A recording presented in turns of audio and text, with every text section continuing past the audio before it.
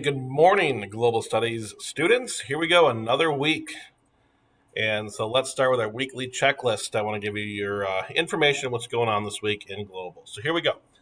First of all, as our checklist starts to open up, the big thing is you do have an assignment due on Thursday, tonight at midnight, and that is your gallery walk that we did last Friday. This is the one where we looked at apartheid, kind of compared some to Jim Crow's black code laws that you've had to do a little bit of writing about.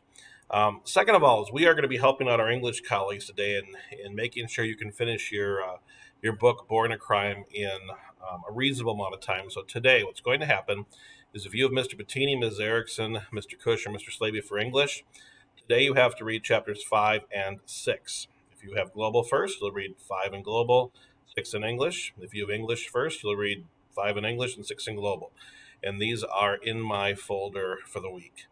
If you have a different English teacher, all right, you are also going to be listening to chapter 1 of this. All right, I have the link in the folder. You'll start at 7:40, and the reason we're reading this is it gives a nice background on apartheid.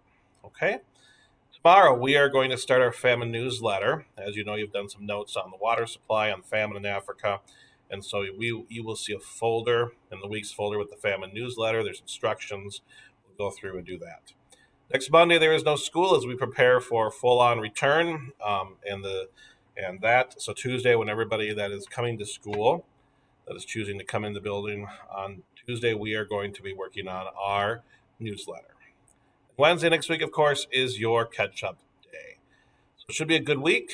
All right. As always, if you have any questions, please feel free to reach out to me. I'll be very happy to answer them.